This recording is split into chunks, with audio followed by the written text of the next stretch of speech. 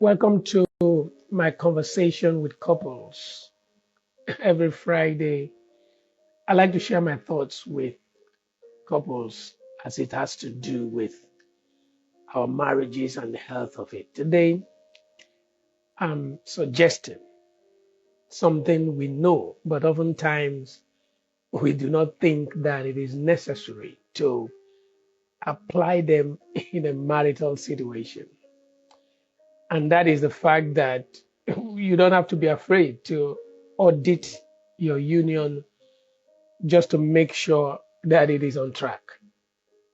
It's very, very, very important. Very important. Now, whatever you're doing in life that you were able to put in place clearly defined objectives before you started.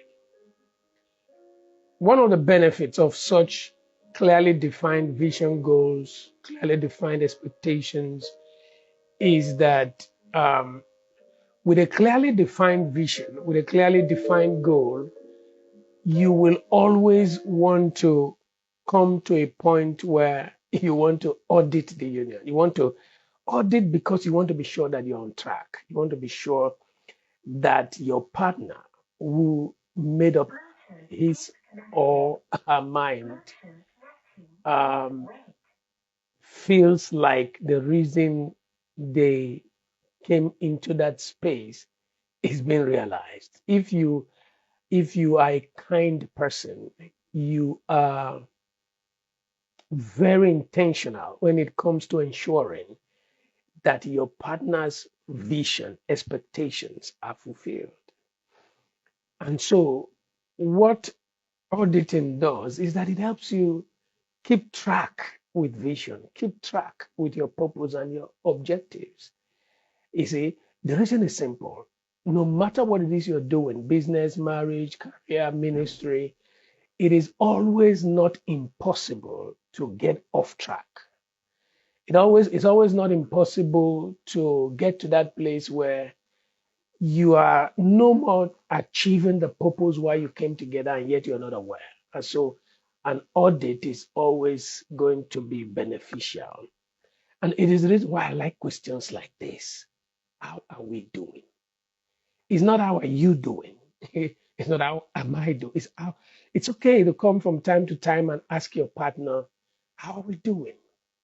It's okay for couples to come together and evaluate their journey so far and make sure they are on track and make sure that in case they're missing it at some point, we don't have to wait for pain to get back on track. We don't have to wait for things to fall out of place to get back on track. That is why I recommend regular auditing, regular evaluation, regular sitting down to hold conversations and look at the direction we're going. Let me say this.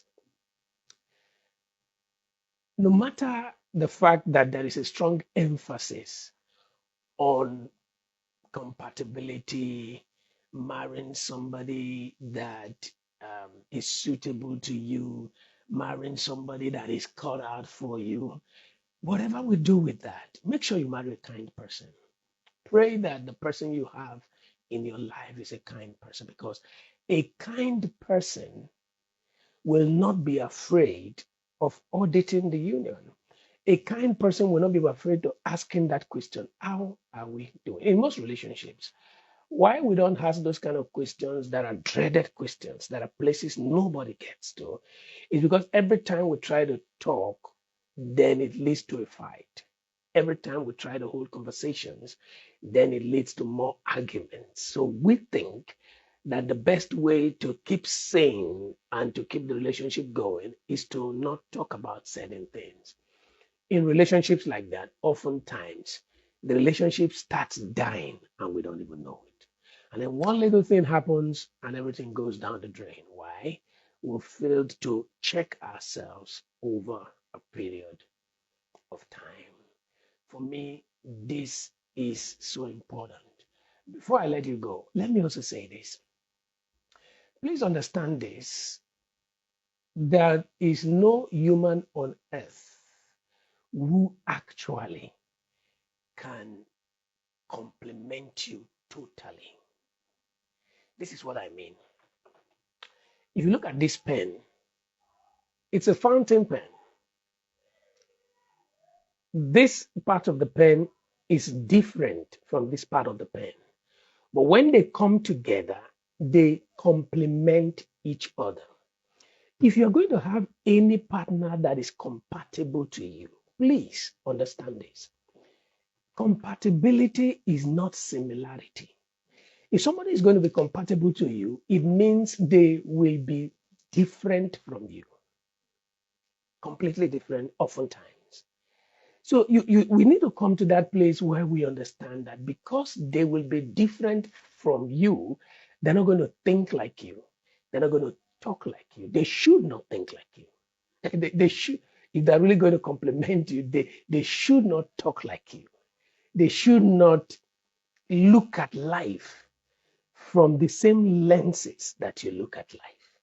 They should not evaluate. They should have a right to think differently. Now, when they think, because they are going to be different from you, what that does is that if they're going to complement you, they're going to be different from you. And what that does is that if you don't manage your relationship, your union, if you don't hold regular conversations to understand their perspectives, where they're coming from, why they talk the way they talk, why they think differently from the way you think, you are going to mistake them for enemies. You are going to mistake them for people that are after your life. No, they've been designed differently to complement you. However, no matter how they try to bring that other part of you that is incomplete, that is not there, they will not be able to complement you 100%. You guys are still going to be different. They still are not going to be sufficient for everything that you're looking at in life. You will still have to depend on God to be complete in life, to be fulfilled in life, to be joyful in life, to be happy in life. If you are a kind person, you will appreciate the little that they are able to bring on the table to complement you. If you're a kind person, you'll be able to value their presence, their input, their effort, no matter how minimal. I'll never forget the fact that many years ago, this was an issue for me. It was an issue for me because I didn't realize that I was a thinker, analytic, logical in my reasoning, whereas my partner was a feeler. She was intuitive.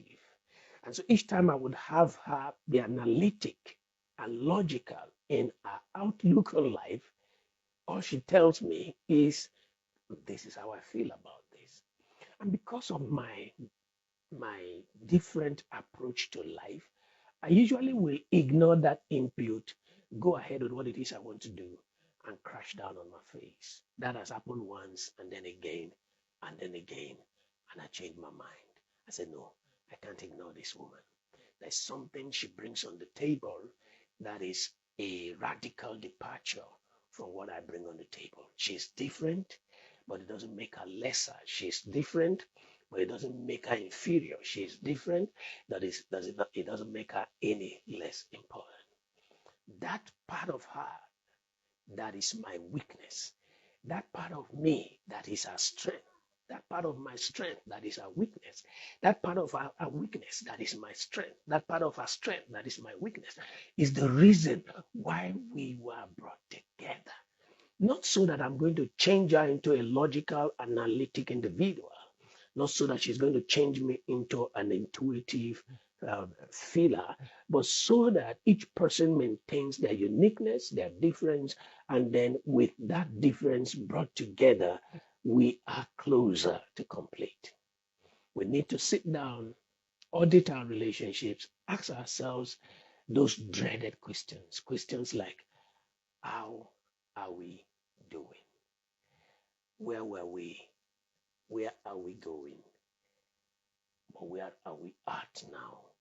And what is our analysis, gap analysis, as to how do we get from where we are to where we are going? Those kind of conversations need to be a constant if we're going to get to destination. I hope the things I've shared today, I hope you got some value from it, and I hope it helps you to be more accepting. I don't like the word tolerating of your partner. No, be more accepting of who they are, be more accepting of their individuality, be more accepting of the difference that they bring on the table, be more accepting of their uniqueness, and be more accepting of the fact that variety is the spice of life. I'll see you again.